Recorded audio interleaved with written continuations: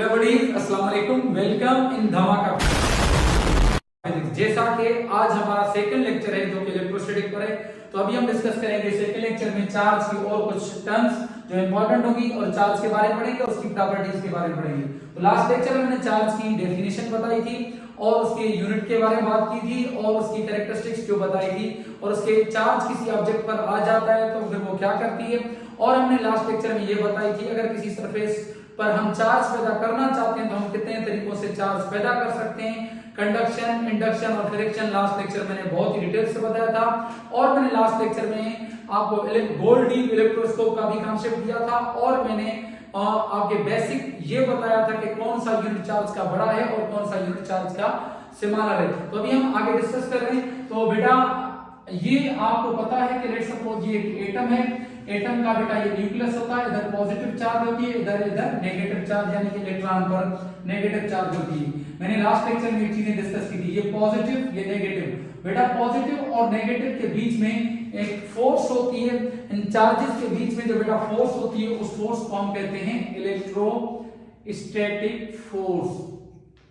Electrostatic force, तो ये simple सी बात याद कर लें कि जो मींस आपसे कोई पूछे इलेक्ट्रोस्टैटिक फोर्स किसे कहते हैं, a force between the two charge objects. ठीक है, दो चार्ज ऑब्जेक्ट्स के बीच में जो फोर्स होती है, एक्सपीरियंस करती है बेटा, हम उसको इलेक्ट्रोस्टैटिक फोर्स कहते हैं। नेक्स्ट पॉइंट बेटा आपको ये बात सिंपल आपको मैं बता दूं, ये लेट्स सपोज एक चार्ज है Q1, ये बेटा दूसरी चार्ज है Q2। अगर आपने इन दोनों के बीच में जो फोर्स होगी उसको बेटा हम क्या कहते हैं, इलेक्ट्रोस्टैटिक फोर्स कहते हैं। ऐसे ही बेटा अगर ये मास है m1, ये बेटा मास है m2, इन दोनों के बीच में जो बेटा फोर्स होती है उस मासेस की वजह से जो बेटा फोर्स होती है बेटा हम उसको क्या कहते हैं, ग्रेविटेशनल फोर्स कहते हैं। तो ये बेसिक सी पॉइंट आपको याद करनी चाहिए कि मासेस की वजह से जो फोर्स होती है बेटा हम उसको ग्रेविटेशनल फोर्स कहते हैं और बेटा चार्जेस की वजह से जो फोर्स होती है उसको बेटा हम इलेक्ट्रोस्टैटिक फोर्स कहते हैं। अभी जो आपको इंपॉर्टेंट बात इधर याद करनी है, याद रहे मैंने आपको बताया था कि आप जब किसी दो सरफेसेस को रब करते हैं तो उन पर चार्ज आ जाती है। लेट्स सपोज आपने ये रब किया, ये लेटर्स नीचे क्यों नहीं गिर रहे थे, मैंने इसके लिए आपको कांसेप्ट दिया था। तो ये लेटर्स इसीलिए नीचे नहीं गिर रहे हैं क्योंकि बेटा इनके बीच में इलेक्ट्रोस्टैटिक फोर्स पैदा हो रही है, चार्जेस की वजह से सिंपल इलेक्ट्रोस्टैटिक फोर्स एक्सपीरियंस हो रही है। तो चार्ज पैदा होने की वजह से ये स्टिक टुगेदर हो गए, बोर्ड के साथ स्टिक हो गए ये बेटा, इसीलिए इसको भी तो जमीन भी तो सर अट्रैक्ट कर रही है। ये बेटा आपको चीज याद करनी है, जो इलेक्ट्रोस्टैटिक फोर्स है, इलेक्ट्रोस्टैटिक फोर्स वो ग्रेविटेशनल फोर्स से स्ट्रॉन्गर होती है। मैंने ये पॉइंट लिखी है कि इलेक्ट्रोस्टैटिक फोर्स ग्रेटर होती है ग्रेविटेशनल फोर्स से, मगर कितने, एक टाइम नहीं, दो टाइम नहीं, 10⁻39 टाइम्स ये फोर्स स्ट्रॉन्गर होती है। ये छोटा कोई वैल्यू नहीं है, बहुत बड़ी वैल्यू होती है बेटा। तो electrostatic force is means greater than gravitational force how much times, 10⁻39 times. बेटा ये चीज बेसिक सी होगी और उसके बाद मैंने बताया इलेक्ट्रोस्टैटिक किलिंग। ये इलेक्ट्रोस्टैटिक किलिंग क्या होती है, मैंने ये बहुत ही आसान सा कांसेप्ट है बेटा।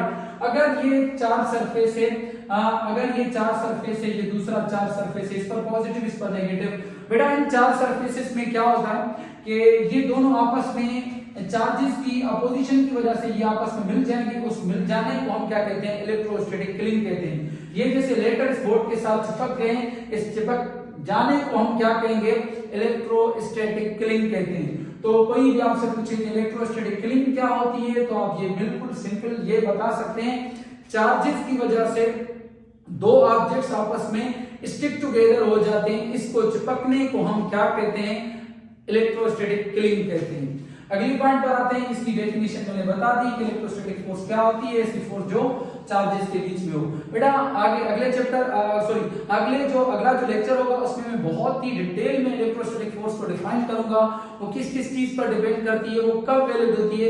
ये जो आपको पॉइंट बताई जाती है ना कि भाई चार्जेस के बीच में जो फोर्स होती है वो इलेक्ट्रोस्टैटिक फोर्स होती है, हम अगले लेक्चर में ये भी पढ़ेंगे कि चार्जेस के बीच में इलेक्ट्रोस्टैटिक फोर्स को खत्म करके एक और न्यू फोर्स का कांसेप्ट देने वाले हैं अगले लेक्चर में। ठीक है बेटा, तो अभी हम डिस्कस करेंगे फंडामेंटल चार्ज के बारे में। तो बेटा फंडामेंटल चार्ज क्या होती है, बहुत ही आसान एंड सो इजी। आपसे कोई पूछे फंडामेंटल चार्ज क्या है, तो फंडामेंटल चार्ज को मैं इस तरीके से डिफाइन करूंगा बेटा कि फंडामेंटल चार्ज किसे कहते हैं। फंडामेंटल चार्ज को आपको कोई आपसे पूछे कि फंडामेंटल चार्ज क्या है, तो बेटा इलेक्ट्रॉन की चार्ज को हम क्या कहते हैं, फंडामेंटल चार्ज कहते हैं। एक इलेक्ट्रॉन पर जो चार्ज होती है उसको बेटा हम फंडामेंटल चार्ज कहते हैं। और एक इलेक्ट्रॉन की बेटा चार्ज आपको पता है -1.6 10⁻⁻19 कूलम इतनी चार्ज होती है। ये एक इलेक्ट्रॉन की बेटा चार्ज होती है -1.6 मल्टीप्लाई 10⁻⁻19 कूलम, एक इलेक्ट्रॉन की ये चार्ज है।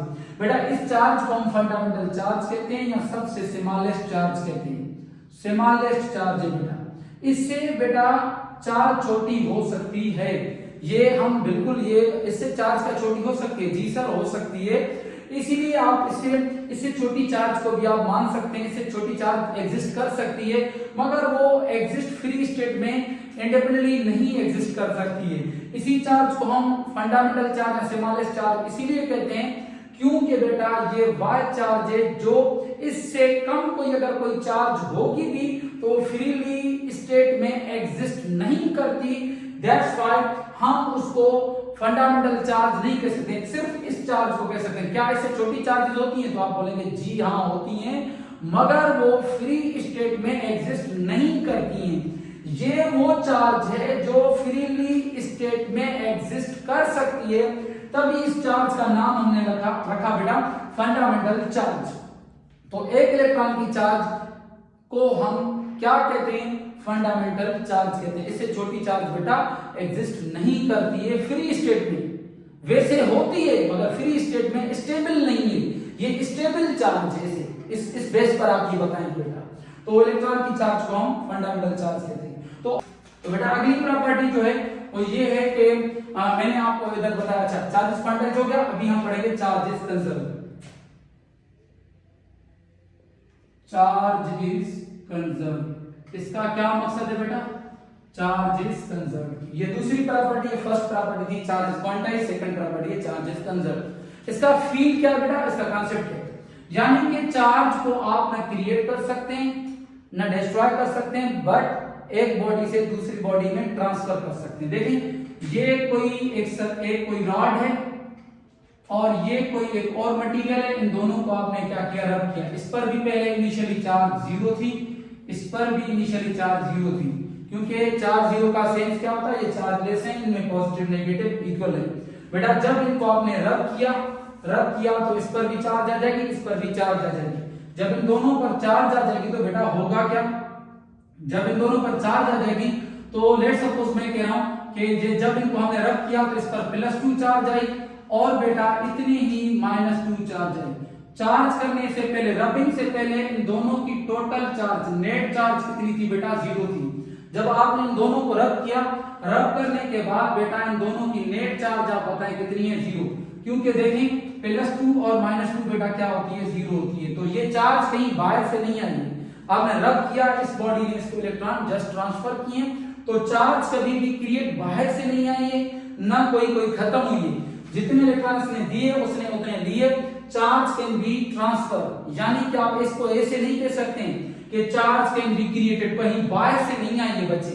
तो ये वेरी इंपॉर्टेंट पॉइंट है। आपसे कोई पूछे चार्ज इज कंजर्व्ड का सेंस क्या है, तो आप ये बोलेंगे, अपनी लैंग्वेज में ये लिखेंगे कि चार्ज इज कंजर्व्ड का ये सेंस होता है कि charge can not be created, not be destroyed, but it can be transfer from one object to another object. Simple इसका ये सेंस होता है।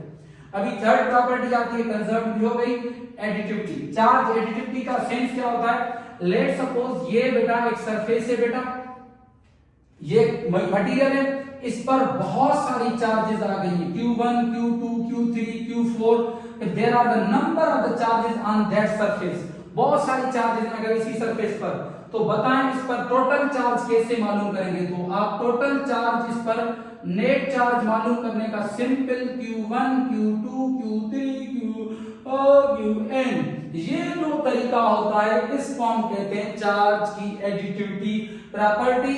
सिंपल किसी भी सरफेस पर बहुत सारी चार्जेस आ जाएं तो उनको ऐड करने का तरीका ये होता है कि बेटा ये क्यों होता है, कोई पूछे तो वेरी सिंपल बेटा, आपको पता होना चाहिए कि चार्ज एक स्केलर क्वांटिटी है और स्केलर ऐड कैसे होते हैं, आपने बेसिक में पढ़े होगा 5 kg + 5 kg क्या होता है 10 kg सिंपल बेटा इसी तरीके से 5 और 5 10 kg जैसे स्केलर सिंपल तरीके से ऐड होते हैं, ऐसे ही चार्जेस भी एक स्केलर क्वांटिटी है तो उसको भी आप सिंपल एडिशन करेंगे 1 कूलम 2 कूलम 3 कूलम 4 तो सिंपल सबको प्लस कर दो इसी सरफेस को, ये आप टोटल चार्ज ये जो प्लस करते हैं इस प्रॉपर्टी का नाम है चार्ज एडिटिविटी, ये आप सेल में सेव करें। कोई कहे चार्ज एडिटिविटी का क्या सेंस होता है तो आप ये बोलेंगे जब किसी सरफेस पर बहुत सारी चार्जेस होंगी तो उनको ऐड करने का तरीका सिंपल ये एडिशन कर देंगे,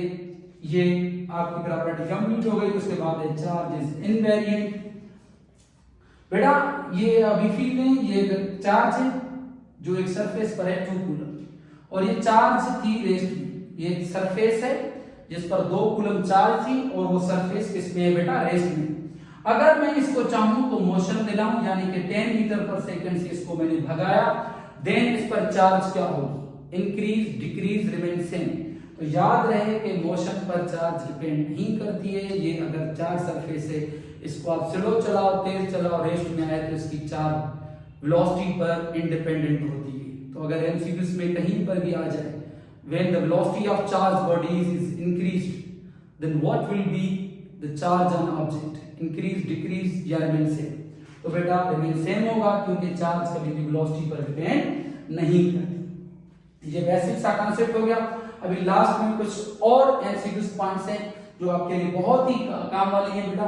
अभी देखिए ये मैंने सीरीज बनाई है, इस सीरीज को बेटा हम कहते हैं इलेक्ट्रोस्टैटिक सीरीज। बेटा हम इसको कहते हैं इलेक्ट्रोस्टैटिक सीरीज। आपसे कोई भी पूछ सकता है कि इलेक्ट्रोस्टैटिक सीरीज क्या है, तो यानी कि इसका मकसद है अगर मैं आपको बार बार बताता आ रहा हूं, लास्ट लेक्चर में बताया फ्रिक्शन वाला मेथड के 2 सरफेसेस को आप रब करते हैं तो उन पर बेटा क्या आती है चार्ज। बेटा ये बहुत सारे मैंने मटेरियल बनाए हैं, ये आपके एमसीक्यूज में रिपीटेड हैं। अगर आपको कोई गिलास को फ्लेनेल से रब किया तो बताएं उस पर अगर ये आ जाए कि भाई अगर हमने ठीक है बेटा अगर आपसे कोई पूछे कि गिलास को हमने फ्लेनेल से रब किया तो बताएं कि गिलास पर कौन सी चार्ज आएगी और फ्लेनेल पर कौन सी। तो याद रहे कि जो ऊपर वाला आप इस नीचे वाले के साथ रब करें तो ऊपर वाले पर पॉजिटिव नीचे वाले पर नेगेटिव, ठीक है। अभी गिलास और फ्लेनेल को रब करेंगे तो गिलास पर क्या आ जाएगी पॉजिटिव और फ्लेनेल पर नेगेटिव। अभी ये चीज अगर आपसे कोई पूछे गिलास को मैं सिल्क से रब करा तो गिलास पर कौन सी सिल्क पर कौन सी, जो भी ऊपर वाला नीचे वाले के साथ रब होगा ऊपर वाले पर पॉजिटिव नीचे वाले पर नेगेटिव। अगेन गिलास को आपने सिल्क से रब किया तो गिलास पर पॉजिटिव सिल्क पर नेगेटिव। फिर अगेन रिपीट करवाता हूं, अगर आपको कोई कहे सिल्क को मैंने प्लास्टिक के साथ रब किया, ठीक है, तो इसके साथ प्लास्टिक के साथ रेसिन इसके साथ रब किया तो सिल्क पर कौन सी रेसिन पर, तो बेटा इस कंडीशन इस पर पॉजिटिव इस पर नेगेटिव। ये सीरीज इंपॉर्टेंट है, एमसीक्यूज में मोस्टली आती रहती है।